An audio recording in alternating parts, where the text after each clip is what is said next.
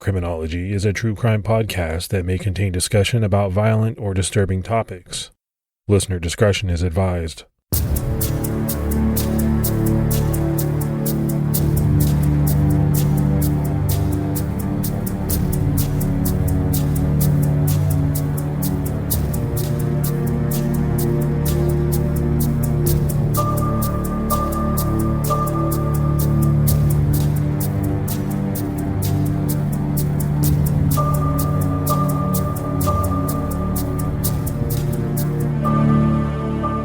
Hello, everyone, and welcome to episode 346 of the Criminology podcast. I'm Mike Ferguson. And this is Mike Morford. Mr. Mike Morford, how you doing, buddy? I'm doing pretty good. How you doing? I'm doing great. This is the second time that I've gotten to talk to you this week. You actually joined us on True Crime All the Time Unsolved for a little Zodiac talk. It was fun. Yeah, anytime I can jump on and talk Zodiac, I'm happy to. We had a little technical difficulties. For some reason, Gibby couldn't hear you through his headphones. But other than that, I always enjoy talking Zodiac with you because I know you stay up to date on it. Yeah, there's a lot of, always new documentaries, new developments and rumors and everything else. So it's good to try and stay on top of it. Yeah, and it's been, 6-7 years since you and I covered Zodiac. So it was kind of fun. It was a little bit of memory lane. Yeah. Time flies for sure when you're having fun. Let's go ahead and do our Patreon shout outs. We had Melissa B, Pascali Dion, and Nino Reyes. So a lot of great new support. We really appreciate it. Yeah, thank you so much for that support. It really helps out the show. For anyone else that would like to, you can head over to patreon.com/criminology to get started. All right, let's go ahead and jump right into this week's case. It's always tough to cover murder cases because, we're talking and telling the story of what happened. It sort of sets in that the person we're talking about is gone. They've lost everything. It doesn't matter who that person is, what their background is, or what walk of life they come from. It's just difficult. But what's especially hard is talking about murders of younger victims because they have their entire lives ahead of them. And when they die, their complete futures are robbed from them. And that's what we're dealing with in this week's case. We're talking about the murder of a college student named Tracey Neilson, who was murdered on her 21st birthday in Oklahoma in January of 1981. She was a bright student and a newlywed who'd only been married less than 6 months when she was killed. Tracey Diane Neilson was born in the town of Canadian, Texas on January 5th, 1960, to parents James and Sandy Waterfield. She had an older brother, Richard, and a younger sister, Cindy. The family lived in the town of Canadian in North Texas, not far from the border with Oklahoma. It was a town of about 2,000 people. Tracey attended high school at Canadian High School. While there, she was active in sports. She played golf and basketball and ran track. She was also a cheerleader. She was active on her school's newspaper and was a gifted writer and editor of the paper. She was also a member of the Honor Society. Tracey graduated in 1978, earning the second highest grades in her class. It's clear that Tracey stayed active and involved in just about everything in high school and was friendly and outgoing, a people person. Her principal, Sam Scroggins, told the Fort Worth Star-Telegram that Tracey was an all-American girl who never met a stranger. After graduating, Tracey headed for college at Oklahoma State University, where she would study physical therapy. It was her goal to use her education to help people with disabilities.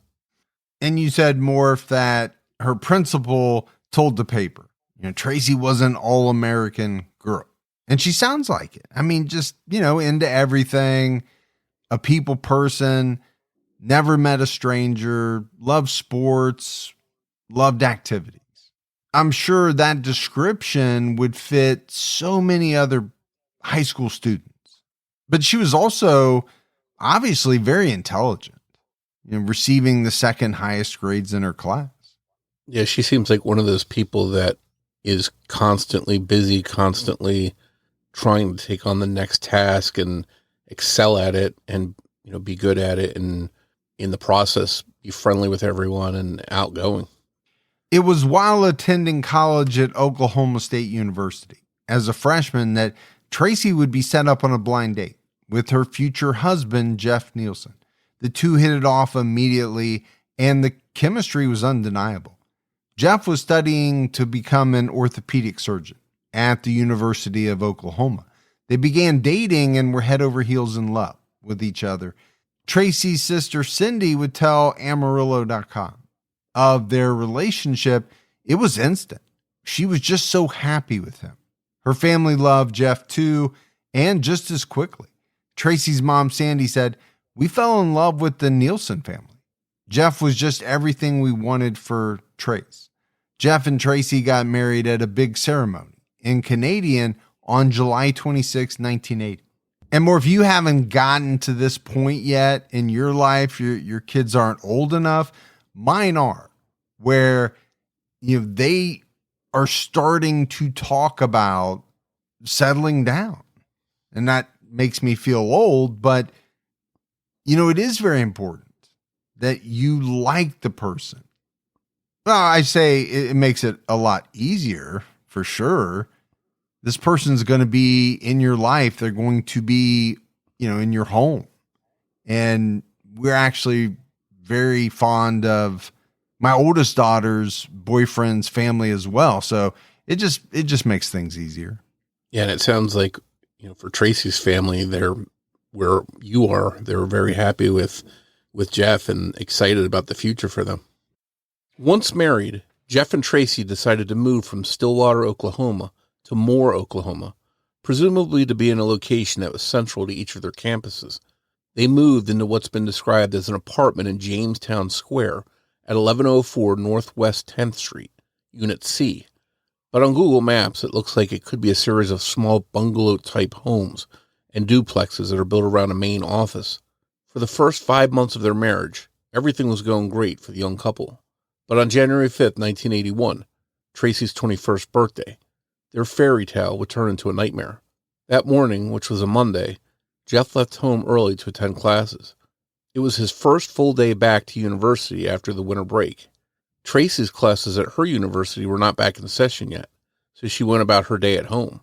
Around 10 that morning, she spoke to her grandma on the phone. Later, she was spotted running various errands before returning home right around noon. Tracey's family members and friends tried to call her that day to chat and give her some happy birthday wishes, but she didn't answer any of them. In 1981, this wasn't as unusual as it might be today. This was before cell phones, so those who called and got no answer just figured that she wasn't at home, and she'd check her messages later when she came home. After a full day of classes, Jeff headed to Oklahoma City to do some quick shopping since it was Tracey's birthday, and he didn't want to come home empty-handed. By the time he got home, he had a card for her and also a gift of perfume, some expensive brand she had once pointed out to him. Jeff got home just after 5 p.m. and entered the apartment. The TV was on in the living room, and the ironing board was set up in the living room near the door. The iron was resting on top of it. It looked like Tracey had recently ironed or was planning to, because she usually watched TV when she ironed or folded laundry. When Jeff made his way to the bedroom, he found Tracey dead. She was lying on her back across their bed. The scene was bloody, and he knew instantly that Tracey was dead. In shock, he called the police, who arrived there quickly. A closer examination by first responders told them that Tracey had been stabbed many times in her upper body, and her throat had been slit. She was fully clothed, though barefoot, in a pair of jeans and a plaid t-shirt. And more, if we talk often about people stumbling across a dead body, maybe one that's skeletonized. They're out hiking, and that would be shocking. But this is a very grisly scene, especially for, a husband to walk in and find his wife dead, and dead in this way, murdered, stabbed, with her throat slit. I mean, I can't even imagine the emotions that would have been running through Jeff's mind. And Jeff, as a doctor, has, probably studied working on bodies and he's seen blood and he's probably used to that kind of stuff. But I don't think anyone could ever be prepared enough to see that kind of scene for their loved one, especially his young wife of less than 6 months. It had to be something that he'd never forget. Jeff was taken aside so that investigators could process the scene. Police set out to talk to any neighbors which might have witnessed anything unusual. While none reported hearing any screams or commotions, multiple witnesses did say they saw a man who looked out of place. One witness said the man they saw was in his early 30s, with short black hair and a light complexion, and that he was about 5'6", weighing between 150 and 170 pounds. He was wearing dark pants and a black waist-length jacket. Another neighbor said the man they saw went inside the Neilsons' apartment, but that it looked like Tracey knew him and let him in. Authorities wound up releasing 2 composite sketches of the man or men seen by the neighbors. It's not clear whether these 2 different witnesses saw the same man or 2 different men, but in multiple early articles, it was mentioned that 2 men were being sought for questioning. There was no sign of forced entry into the apartment. Jeff didn't notice anything off other than the fact that the door wasn't locked, which it usually was when he came home. 2 lobster tails sat on the counter waiting to be prepared for Tracey's birthday dinner. Investigators found no evidence that Tracey had been sexually assaulted, despite being found on the bed. This seemed like a rage killing or a crime of passion, given the amount of stab wounds Tracey had suffered. It was estimated that she had been killed around noon or shortly after. There were no telltale signs of any struggles like lamps or tables being knocked over, and there was no sign of robbery. No drawers had been rifled through, and nothing valuable had been taken. So as we, have kind of set the scene of this murder of Tracey Neilson, there are a couple of things that jump out at me. One is that, a couple of men, 1 or maybe 2 men, were seen either around the apartment or maybe even entering the Neilson apartment. My thought is more, whoever committed this crime, with the number of stab wounds and the fact that her throat was slit, you would think that they would have to be covered in blood. So it's just strange to me that a person could leave that crime scene and someone wouldn't notice that. That's always something that kind of runs through my mind when we talk about these types of cases. And then the other one is that, what's the motive here? Because I think you're kind of ruling out a lot of different things. Yeah, I think police got lucky in the fact that witnesses saw a man or 2 men, whatever it turns out to be, at all, but they just didn't see them, as you mentioned, covered in blood, maybe leaving the scene. That would have really jumped out to them, and maybe enough so they might have called police or whatever, but unfortunately that didn't happen. But just like you said, if robbery doesn't seem to be the motive and she wasn't sexually assaulted, those are 2 major motives that police can probably rule out. So what is the true motive here? Maybe that would help them figure out who did this if they could figure out what the motive is.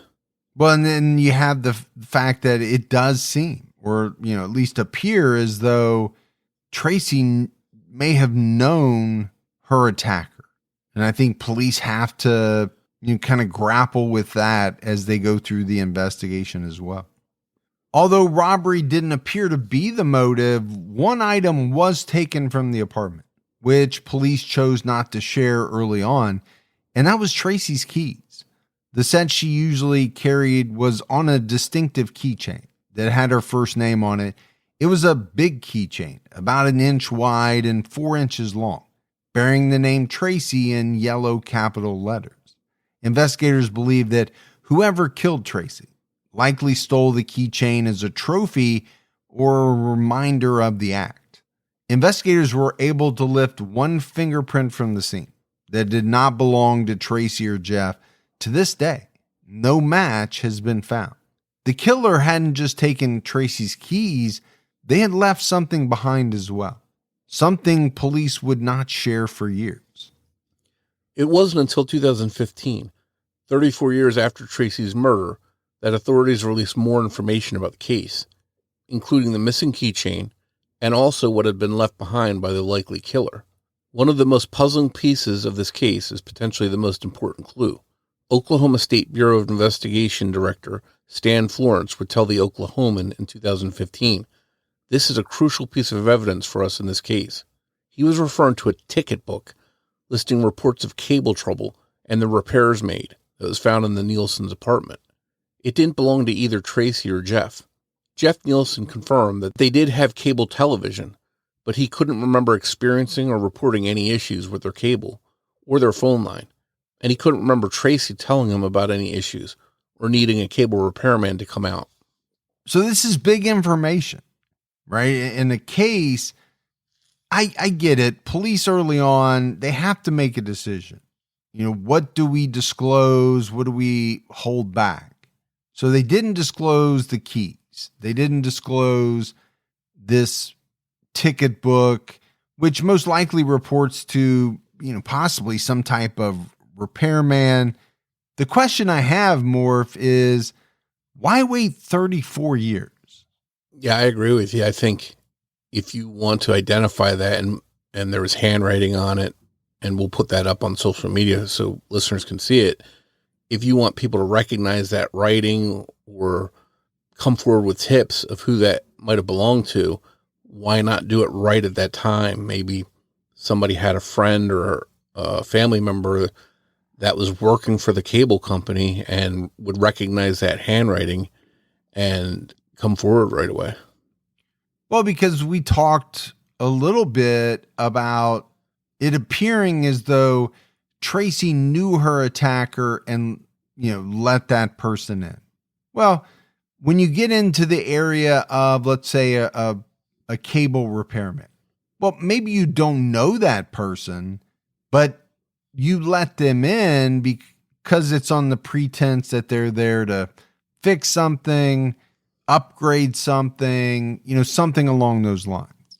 And this person could have had some kind of ID or a uniform that made them look official, and Tracey let down her guard and he was able to get inside. The Neilson's apartment C, was listed on the last entry in the ticket book.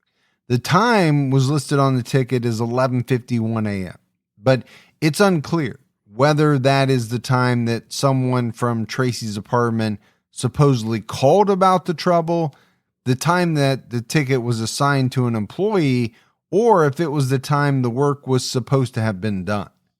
Most people seem to interpret the time as when the work was finished, since the box at the bottom of the ticket indicating that the job had been completed was checked.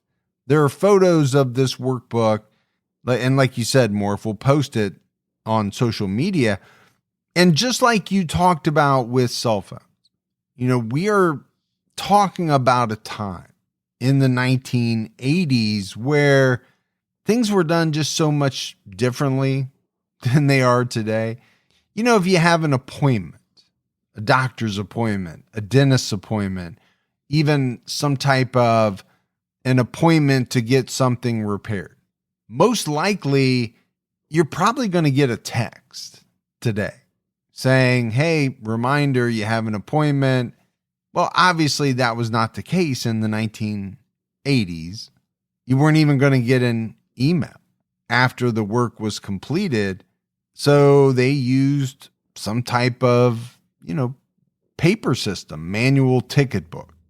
Yeah, back in the 1980s, when you called your cable company, they would take your name and address and phone number down and tell you that they would get someone out there, but that's probably about it. If you were lucky, you got a window when they would be out. And many times the guy that would come out wasn't a direct employee for the cable company, but rather a subcontracted worker who did work for multiple cable companies. And in these repair books, they would jot down information about what needed to be done and where. Now, some of that has not changed that much today. A lot of times they still give you a window. Sometimes that window is quite large, and then they don't even always show up during the window. What's interesting is that the time on the ticket was 11:51, which would have been just minutes before friends and family started calling Tracey to wish her a happy birthday but got no answer. It's also close to the estimated time of Tracey's death. And there are a couple of thoughts thoughts about this cable ticket book. One thought is that it actually belonged to the killer and that he dropped it when he came to do some kind of real repair and, for some unknown reason, decided to attack Tracey while he was there to make that repair. Another possibility is that the killer didn't work for the cable company and maybe used the ticket book as part of a ruse to gain entry into the apartment. A third possibility is that the ticket repair book is some sort of red herring. Maybe a real repairman did come out, did some real work, and then left, forgetting his book, and the actual killer came along after that. And getting back to what we talked about earlier, this is why I think mentioning that ticket book publicly at the time might have helped, because maybe the guy that had that book and had done some work, maybe he would have come out if they knew they were looking for him. Maybe he would have come forward, or maybe someone else that worked at the cable office might have clicked with them that so-and-so did some work. But to wait 30 some odd years later, you miss that opportunity. People forget, they pass on, they switch jobs, and oftentimes they don't remember what happened 30 something years ago. Or records get destroyed. And I get it, right? Police have to hold things back. If somebody comes in to confess to a murder, they have to have something that is able to corroborate what the person is saying. So early on, or for however many weeks, months, years, I understand that part. But at a certain point, when a case goes so cold, I don't know, 34 years just seemed like a long time to hold on to that information. And the same with the key ring that said Tracey on it, because had they put that information out immediately, maybe somebody would have called seeing someone with that keychain, and it would have clicked in their head, and they would have called in a tip that, hey, I saw so-and-so with that exact keychain. The investigators felt strongly that this book was left behind by Tracey's killer. And over the years, they put a lot of effort into seeing if this cable repair book could lead them to Tracey's killer. Oklahoma State Bureau of Investigation Special Agent Steve Tanner told Amarillo.com in 2015, "We did determine back during that time there wasn't any work that was supposed to be done either by a cable company or a telephone company. There's no company name on the ticket book, but there were initials and an employee number jotted down. For many years, authorities were not able to figure out which company the ticket book belonged to. But in 2015, this changed. Apparently, the ticket book belonged to someone working for the telephone company Southwestern Bell, which we now would all know better as AT&T. No Southwestern Bell records have been found regarding the employee number written on the ticket book. It seems possible that this ticket book was lost by a real employee or stolen from one, and the killer used it as a prop in order to get Tracey to let her guard down."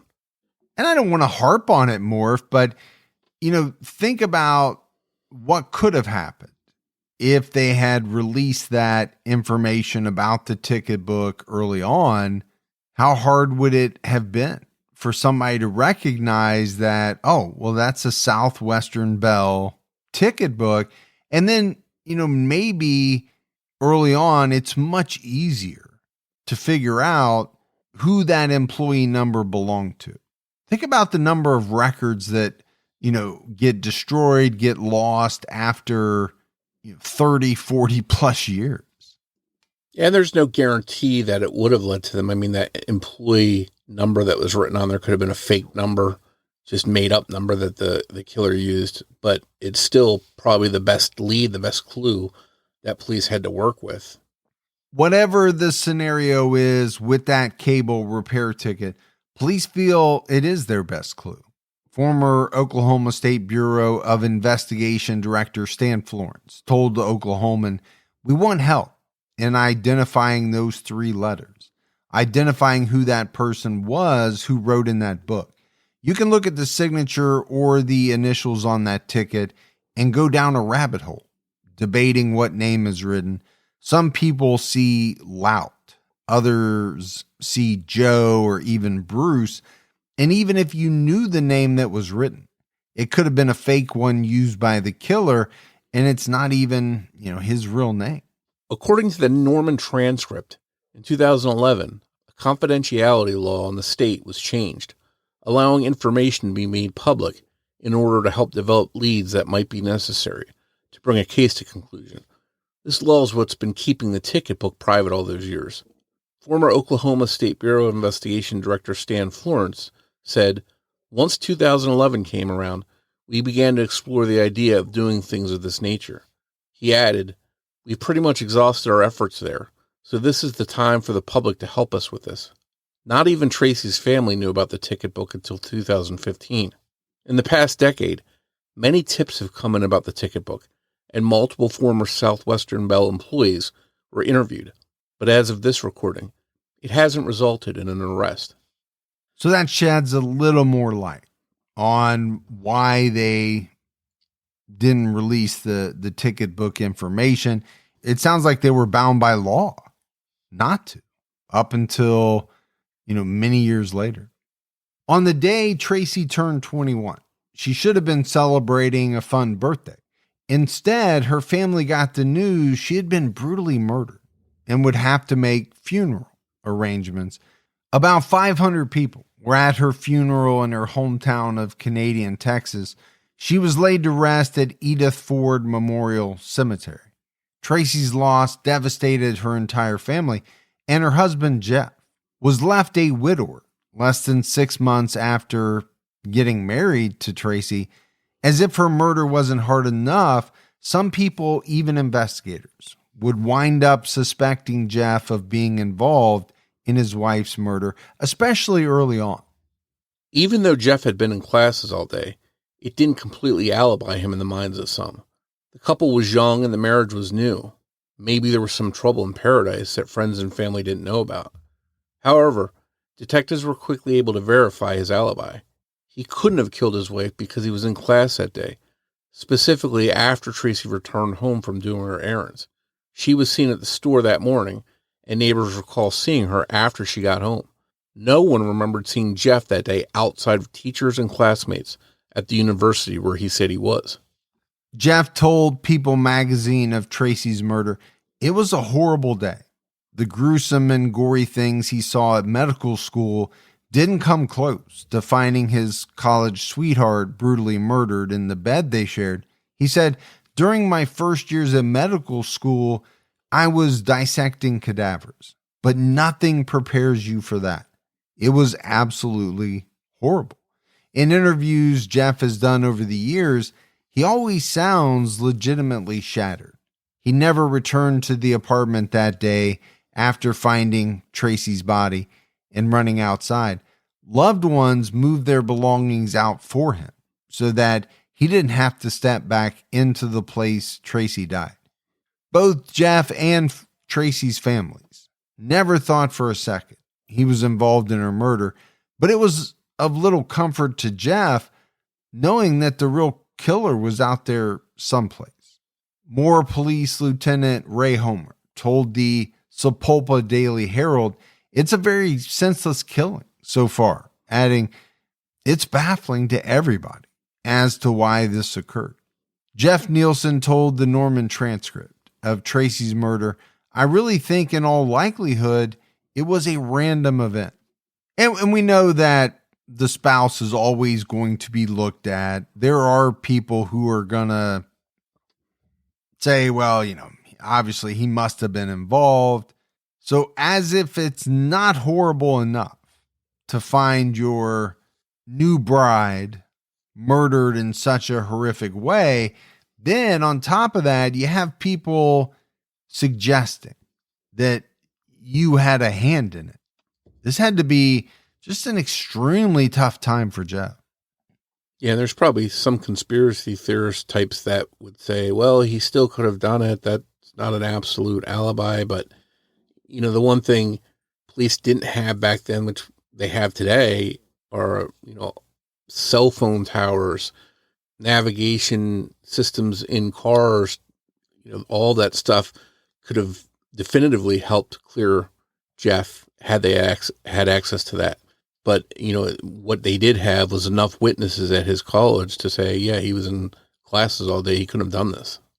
So we know Jeff wasn't involved in his wife's murder. But was this just a 1 in a million stars have a line type of situation? And the killer got really lucky coming on the day Jeff wasn't there? Or did someone specifically know that Tracey would be alone that day because Jeff would be in class after winter break ended and she wouldn't? If so, they didn't have much time.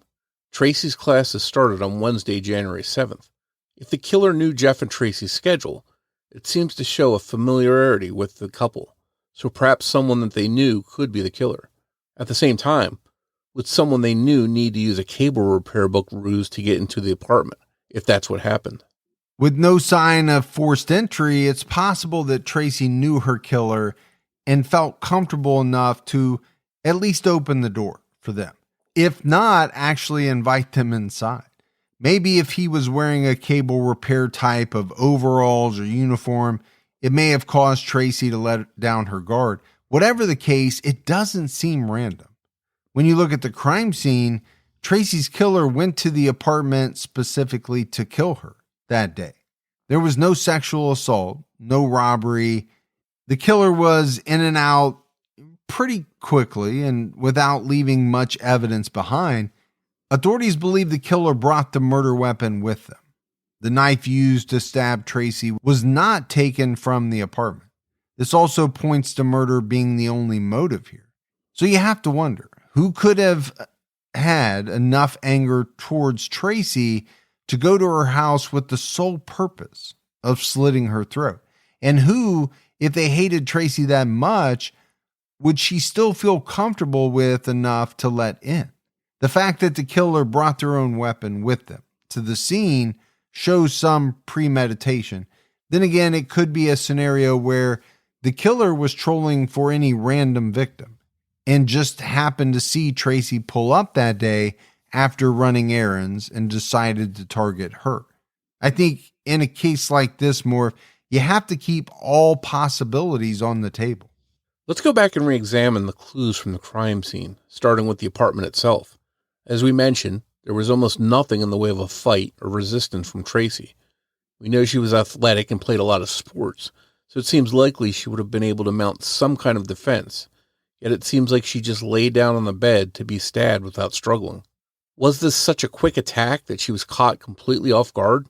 Or does that indicate trusting the person fully because she knows them? Or could it mean that she had her back turned to someone she thought was a repairman and she was leading the way back to the cable box? This lack of a fight is one of the most puzzling pieces of the case. Next, we have to talk more about this cable repair ticket book. First off, if you look closely at it, there's a box checked off, indicating that the work is complete. That's presumably something you would give to the customer or turn back into the office after the work was complete. If you were a killer who had only used the book as a ruse to get into Tracey's apartment, why would you complete that form after she was dead? Does this strengthen the possibility that a real repairman came, did work, and then left, and then the real killer came in after? Or could the killer, if he was a repairman or pretending to be one, go back after leaving, using the excuse he forgot to give Tracey the ticket, or maybe he said he forgot a tool or something, so Tracey wasn't worried about him since he'd already been in there. Another possibility is that the killer left this cable repair booklet behind on purpose to misdirect police. There is no doubt investigators have invested a lot of resources on trying to track down its origins and owner. And I have one final question about the cable repair booklet. Did police recover any prints from it? It seems likely that if it really belonged to a real repairman at any point, that repairman would have handled it without gloves, and it would likely have some prints on it. If they found prints, even if not from the killer, it may at least give police a direction to go in, maybe figuring out who the book belonged to. It may also yield DNA, both of which could be very helpful. We know that one mystery print was found in Tracey and Jeff's apartment, but we don't know where it was found. So maybe it did come from this booklet. Either way, as we mentioned, that print hasn't been linked to anyone yet. So we've talked about this repair book kind of a lot. And partially it's because it's one of the very few clues that police had to work with.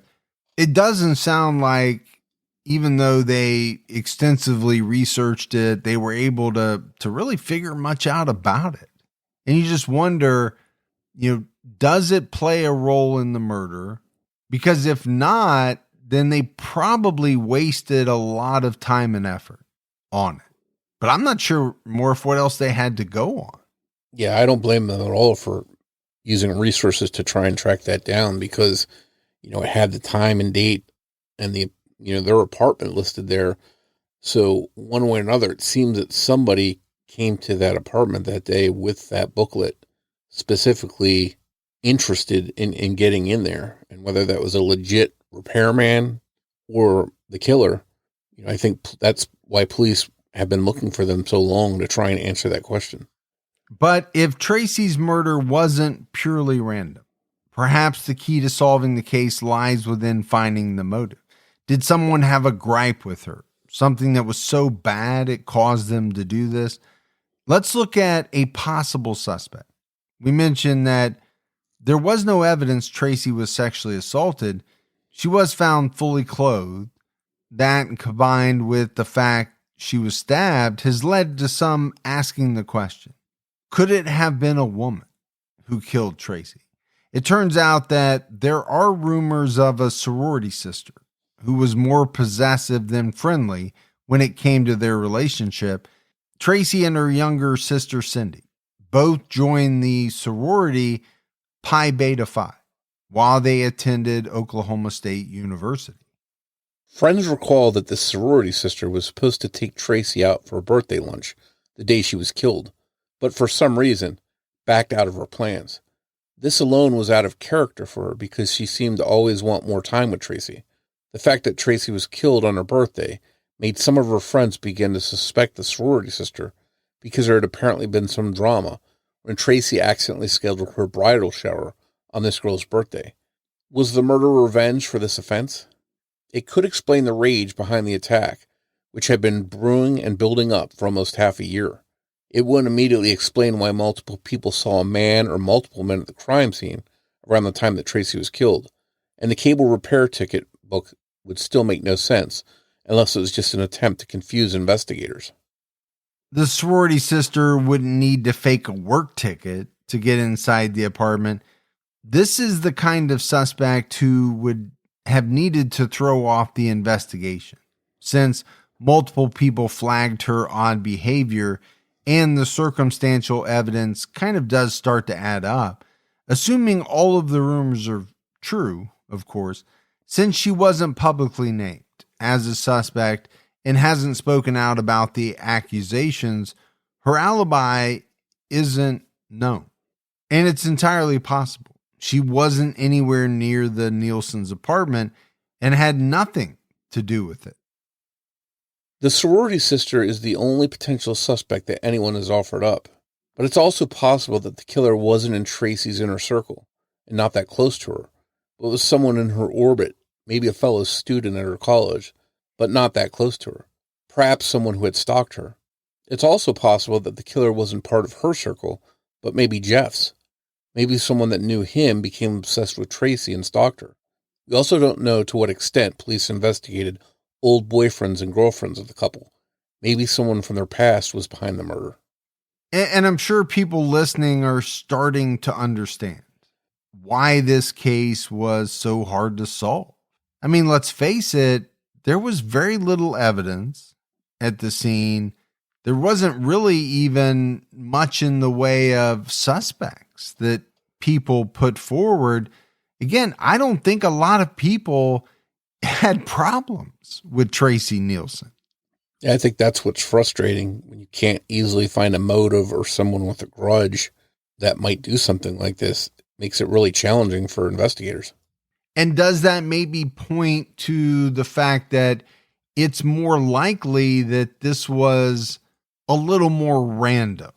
Maybe this person saw Tracey either that day or in the days leading up to the murder, singled her out, figured out where she lived.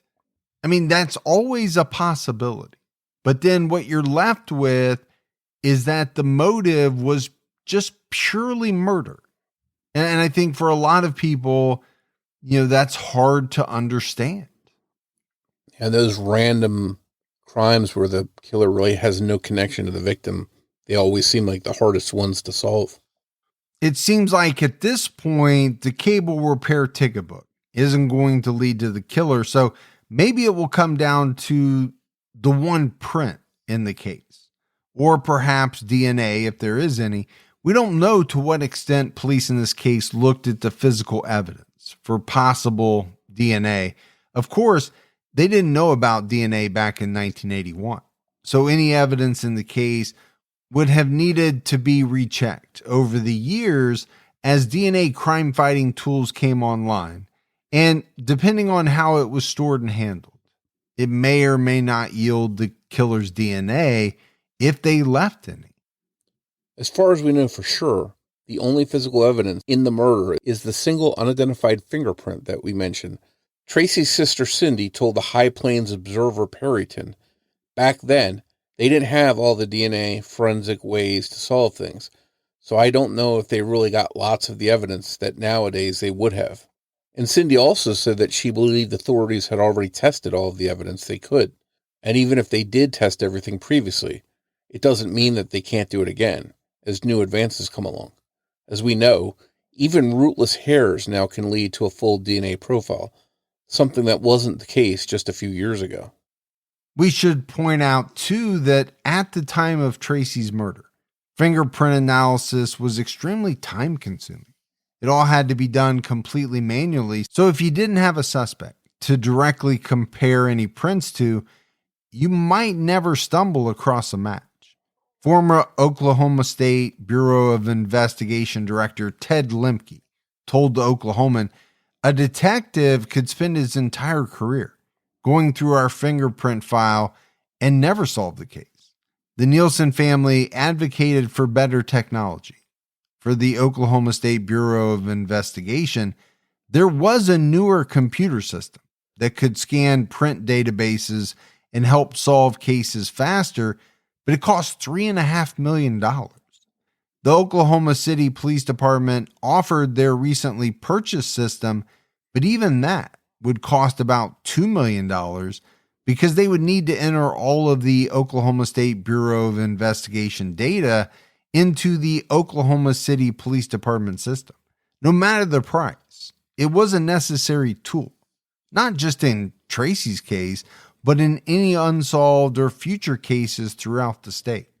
Jeffrey Neilson told the Oklahoman the system will do as much in 10 minutes as a man can do in a lifetime. And I think this really puts the investigation during that time frame into, some perspective. If you think about watching, old movies or TV shows where it's almost like they've got two fingerprint cards and they've got a little, magnifying viewer and they're comparing each one, right? That's what I think of versus scanning a fingerprint and letting the computer do all the work to match up the points on the fingerprint. I mean, what an incredible difference that is. Not to mention the fact, Morf, that as time progressed, more and more systems started to get integrated, or it got to the point where, you get one system that everybody can access, which obviously changes your pool of people that you can look at from just those in your department to the entire country and even beyond. Yeah, they really streamlined the technology to make it easier to solve these crimes with the aid of computers. And I wonder if now with AI, we're hearing so much about that, how that can really simplify things. I wonder if that can be integrated too to make it even more beneficial to solving some of these cases. Finally, in 1990, almost a decade after Tracey was killed, the Oklahoma Senate passed a bill granting the purchase of the computer equipment, but unfortunately the print taken from the crime scene didn't match to anyone. Stan Florence, the former director of the Oklahoma State Bureau of Investigation, told CNHI News, "We all had great hopes that this new fingerprint technology would identify that particular print. Unfortunately," he continued, "no print, no match has been made for that print. But AFIS, or the Automated Fingerprint Identification System, itself has helped solve hundreds of violent crimes." And I'm sure it has. There's no doubt about it. Much in the way that DNA technology has helped solve so many cases, but there are still limitations. And you and I talk about those limitations all the time.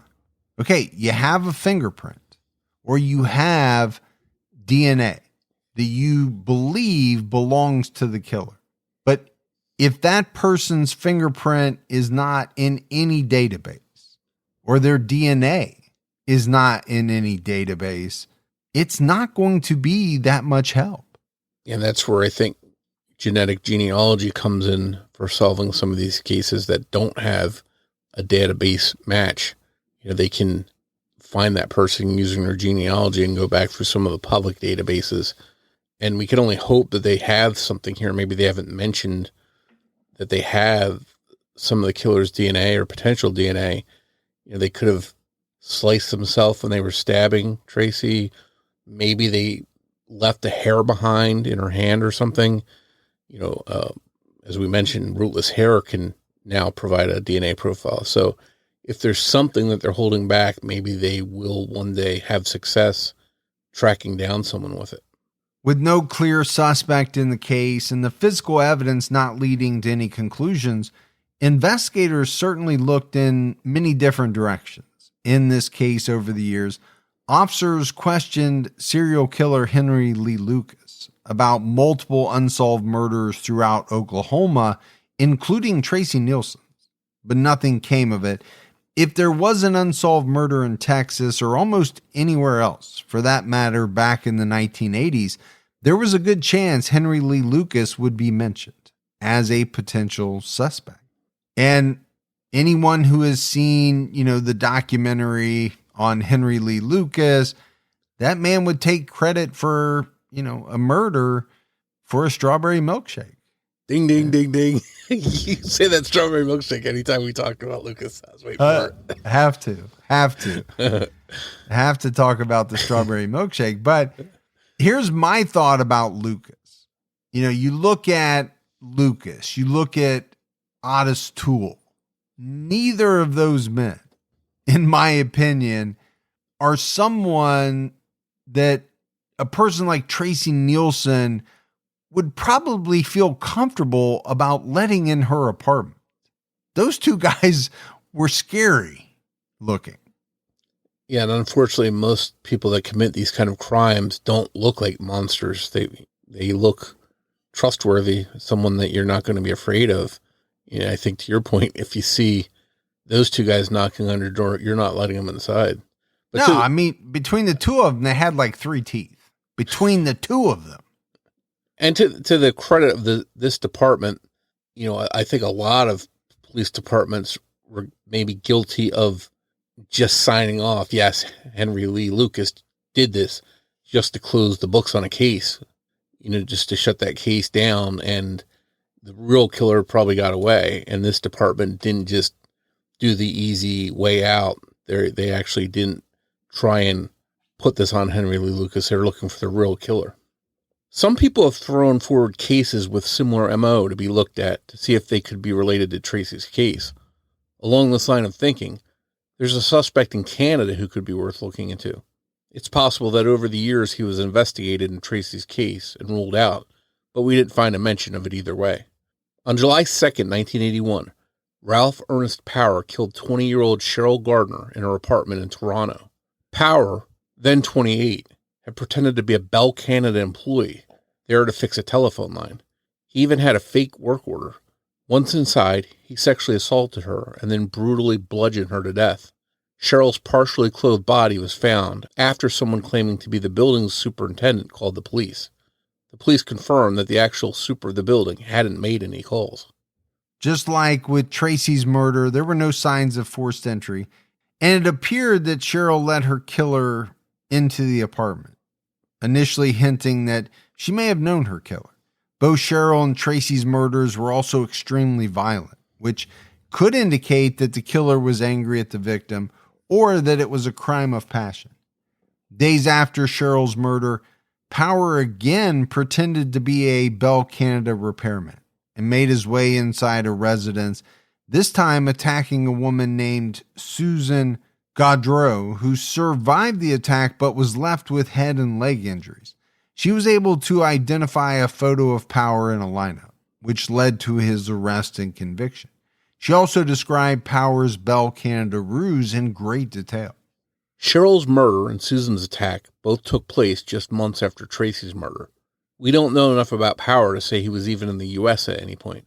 Perhaps Cheryl's murder and Tracey's are simply unrelated, with both of their killers simply choosing the same ruse. Things were changed within the law for the better after Cheryl Gardner's murder, just like they were after Tracey Neilson's. Cheryl's sister, Carolyn, advocated for many years and achieved an amendment to the Federal Criminal Code allowing authorities to enter DNA from already convicted criminals into a national database for use in cold cases. And I think the fact that we're even talking about the similarities of a murder that happened in Oklahoma to a murder and an attack that happened in Canada shows you just how little in the way of suspects police really have in this case. Also, the one big difference that obviously jumped out at me is that Power's murder of Cheryl appeared to be motivated, at least in part, by sexual assault, whereas Tracey's didn't at all.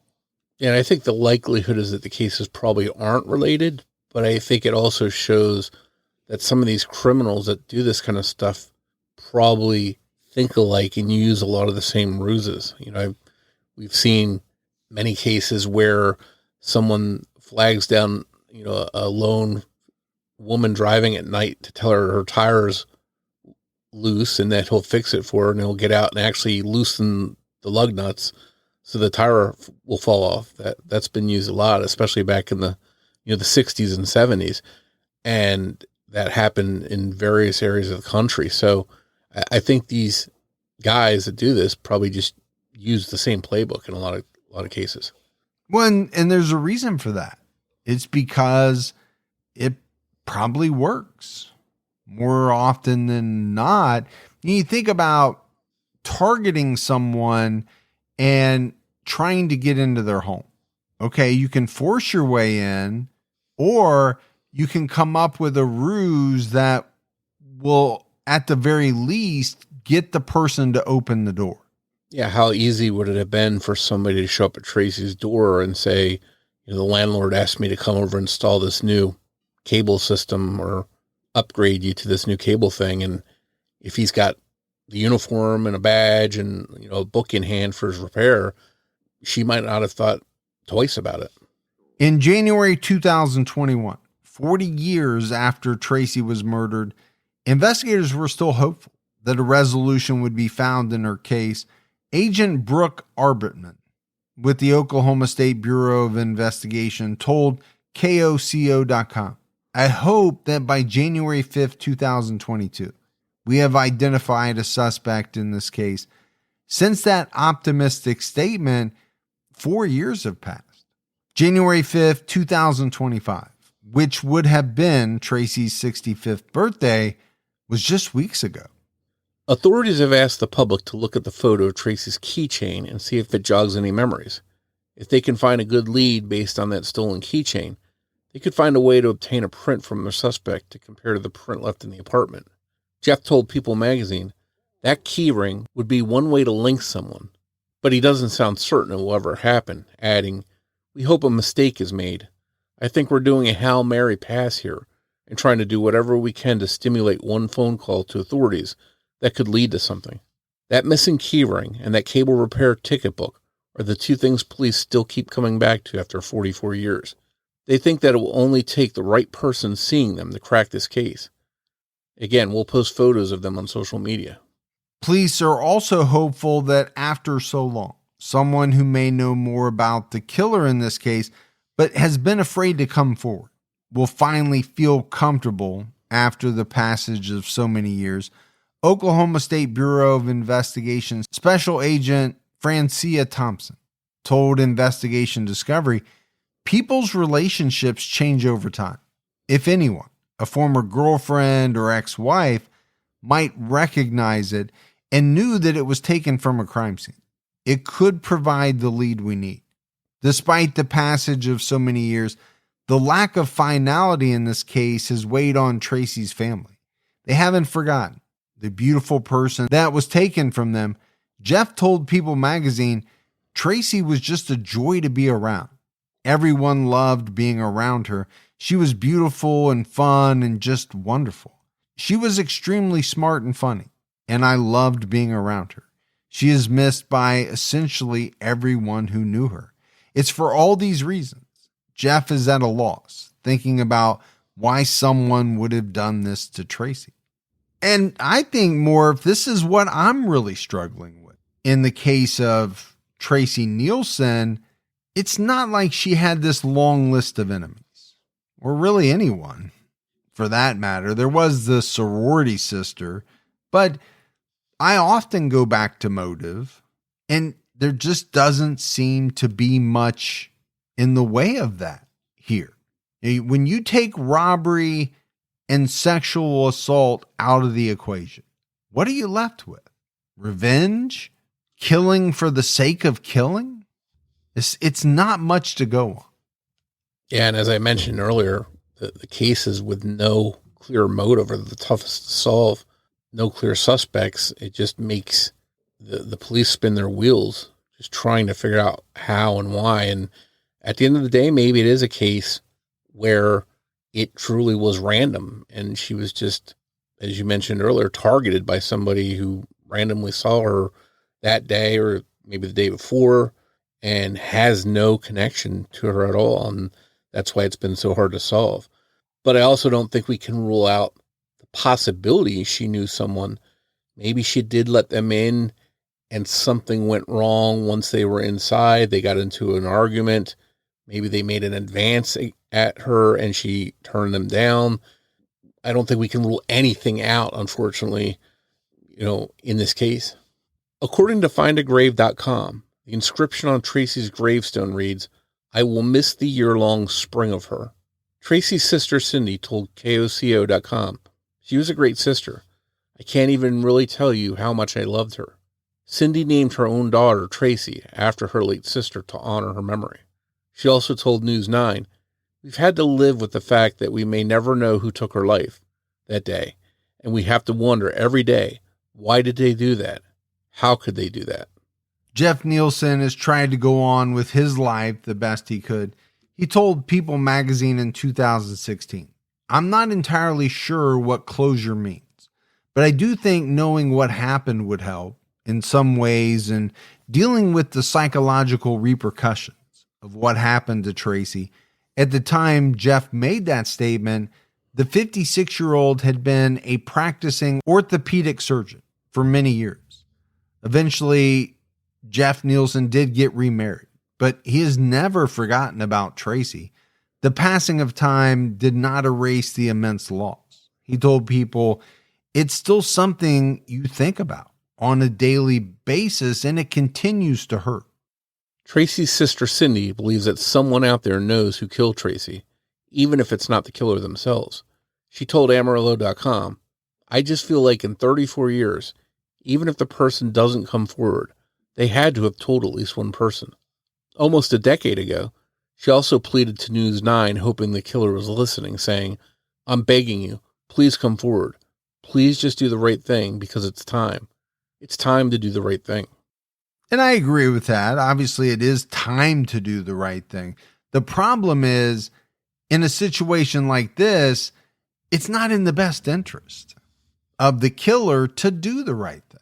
It's why very few killers come forward and say, I know you're not on to me, but here, I want to let you know I did this 40 years ago.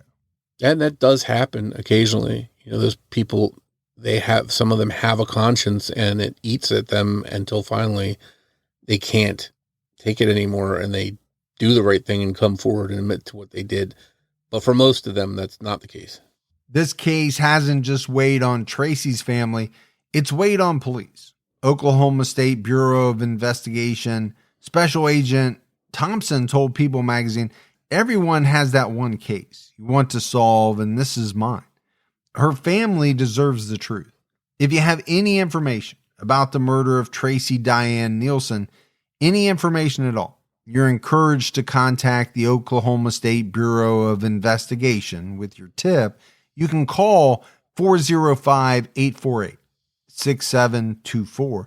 You can also visit their website and submit a tip using their contact form at oklahoma.gov/OSBI/contact. There is a drop-down menu on the form with tips as an option.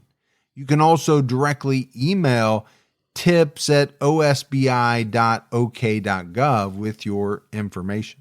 So, Morf, as we wrap up this case on Tracey Neilson, there's no doubt, it's a real whodunit. I think the police were hampered in a number of ways. First off, it seems as though they had very little to work with. And some of the things that, at least in the case of the ticket book, that they did have, apparently by law, they weren't allowed to share. And I think, that was a hindrance, because you think about getting that information out fairly early on in the investigation.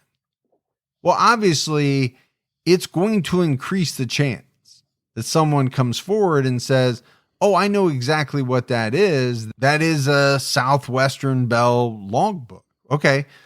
You get that information early on, maybe you're able to go to them and they're able to tell you what that number on the ticket book means. And maybe it leads back to someone.